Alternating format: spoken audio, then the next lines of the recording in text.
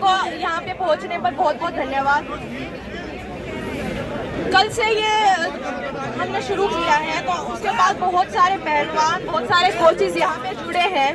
तो एक दुख की बात है कि पहलवानों को मैच छोड़ के, अपनी ट्रेनिंग छोड़ के यहाँ पे आना पड़ रहा है, ना कि हम बल्कि जो जूनियर पहलवान हैं, जो अंडर 15 के हैं, सब जूनियर के हैं, वो भी यहाँ पे आए हुए हैं।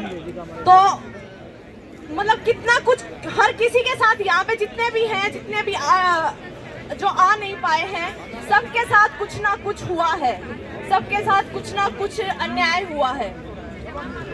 और अभी हम जूनियर में से सीनियर में आए हैं, 2-3 साल हुए हैं, हमारे साथ इतना कुछ हुआ है सीनियर में आने के बाद। तो जो सीनियर के हमारे जो पहलवान हैं, जिन्होंने आवाज उठाई है, उनके साथ पिछले 8-10 साल में कितना कुछ हुआ होगा, आप वो सोच सकते हैं। मतलब उन्होंने कितना कुछ सहा होगा। हर एक चीज का एक अंत आता है।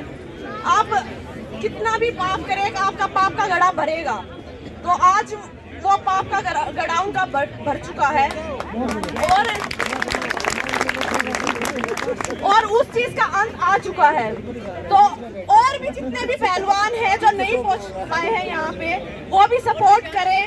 और हमें मतलब फेडरेशन ये है जो मतलब जो भी व्यक्ति हैं फेडरेशन में, हमें उनमें से एक भी व्यक्ति नहीं चाहिए। हमें पूरी फेडरेशन का खंडन चाहिए, क्योंकि सब लोग फेडरेशन में भ्रष्ट बैठे हुए हैं। सब लोग, आप देखें, हम 2018 में हम टाटा आया था और हम ग्रेड सी में या डी में थे। हमारे 3-4 लाख रुपए साल के थे। 2018 में हमारे पास कुछ भी नहीं था। मतलब आप ये देखोगे, आप हरियाणा सरकार से पता करो, उस टाइम पे कैश अवार्ड का भी कुछ चल रहा था। हम मेडल दे रहे थे देश को, लेकिन उस टाइम पे कैश अवार्ड हरियाणा सरकार की किसी वजह से उस टाइम पे रोका गया था कुछ टाइम के लिए। उस टाइम पे टाटा था, टाटा के पैसे हमारे पास आ नहीं रहे थे। एक किश्त आई थी 25,000 रुपए की। उस टाइम पे हमारे पास कुछ नहीं था। तो हम कहाँ जाए, नौकरी नहीं है। आज भी कोई भी प्राइवेट कंपनी हमें सपोर्ट करने की कोशिश करती है। आज हम सीनियर हैं, हमसे भी सीनियर हैं, उनको भी सपोर्ट करने की कोशिश की है। लेकिन क्या बोला जा रहा है, अगर जिस कंपनी से हम जिस कंपनी को हम बोलेंगे आप उसी का कॉन्ट्रैक्ट साइन करेंगे, आप किसी अन्य कंपनी से सहायता नहीं ले सकते। अगर आप ऐसा करते हैं तो आप पे बैन लगा दिया जाएगा। तो मतलब जिनसे वो जो हमें सपोर्ट कर रही है, वो हमें लेने नहीं दे रहे हैं। जो उनको दे रही है कि बच्चों को सपोर्ट करो, वो हमारे पास आ नहीं रहा है। तो कहाँ जाए खिलाड़ी? बहुत बड़ी बात।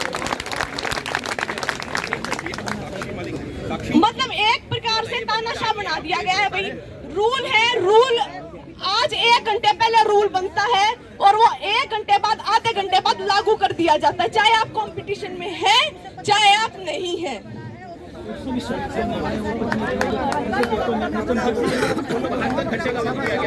अभी मैं एक बात और कहना चाहूंगी। जूनियर वर्ल्ड चैंपियनशिप थी अभी बुल्गारिया में, वहां पे प्रेसिडेंट सर उसी होटल में रहे जहां पे टीम थी। अरे यार रुको, जहाँ पे लड़कियों के रूम थे, महिला खिलाड़ियों के रूम थे, उन्हीं के रूम के सामने उन्होंने रूम लिया। मेरे को खुद जूनियर खिलाड़ियों ने बताया है कि वो रूम हमेशा अपना ओपन रखते थे, जबकि उनके सामने महिला खिलाड़ियां रहती थी। महिला खिलाड़ियां उन्हें बताया कि वो अपने रूम में से सिर्फ ट्रेनिंग के लिए ही निकल पाती थी, और अगर वो मतलब उस रूम में वो मतलब आप कंपटीशन में गए हुए हो और वहां पे खिलाड़ी कंफर्टेबल नहीं है रूम में ही, तो अब कैसे आप कंपटीशन लड़ोगे या खुद को कंफर्टेबल करोगे वहां पे? और ये रूल है कि कोई भी किसी भी फेडरेशन का प्रेसिडेंट जिस होटल में खिलाड़ी रह रहे हैं उस होटल में नहीं रुक सकता। तो मतलब लड़कियां ये बोल रही हैं कि हम कुश्ती लड़ने के बाद या हाफ टाइम हो रहा है, हम होटल में आ रहे हैं, तो हम उस फ्लोर पे भी नहीं जा रहे हैं जहाँ पे प्रेसिडेंट सर का रूम था और जिस रूम के सामने लड़कियों के रूम थे। लड़कियां नीचे बैठी है। मतलब जूनियर खिलाड़ी है, जूनियर लड़की है, वो अभी कंफर्टेबल नहीं है। तो मतलब आप सोच सकते हो ये कितनी बड़ी बात है। नहीं नहीं जवाब मत दे, जवाब मत दे, सिंगल जवाब मत दे। मैं अपना खत्म कर दे, अपना खत्म कर दे, लास्ट में देना। और जी अभी मेरा कॉमनवेल्थ गेम्स में सिल्वर आया था। 11 तारीख को मैं आई थी और 19 तारीख को मेरी सर्जरी हो गई थी। 3 से 4 महीने का मेरा रिहैब सेशन चला। उसके बाद अभी मैंने फेडरेशन में बोला कि भाई मेरे को रैंकिंग कंपटीशन लड़ना है जो 1 से 5 फरवरी है, इंटरनेशनल कंपटीशन।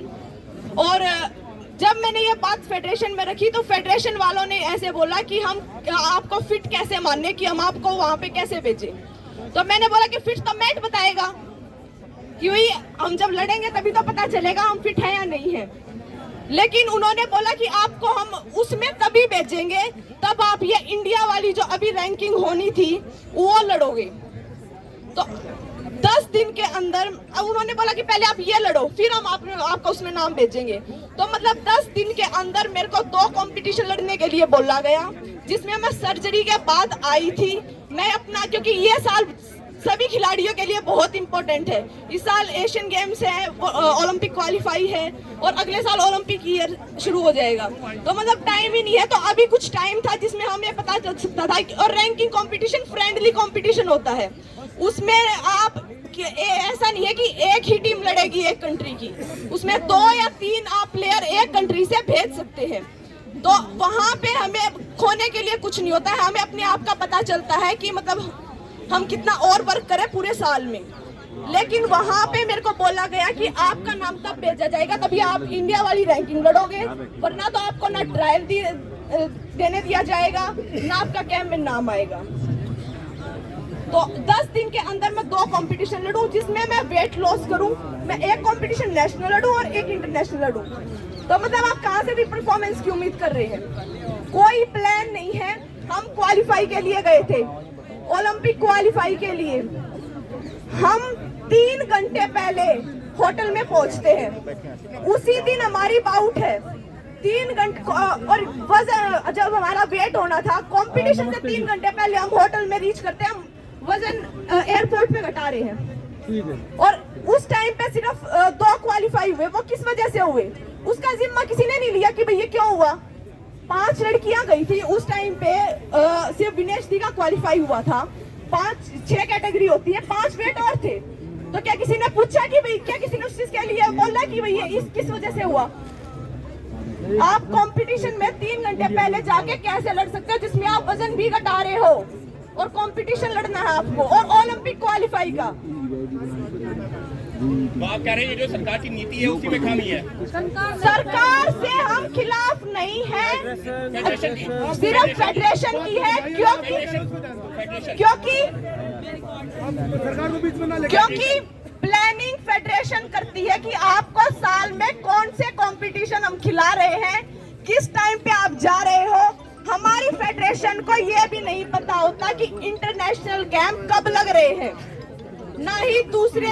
हमारी इमेज ऐसी हो चुकी है बाहर दूसरी कंट्रीज में कि कोई भी हमें इनविटेशन ही नहीं दे रहा है कि आप आओ हमारे साथ ट्रेनिंग करो।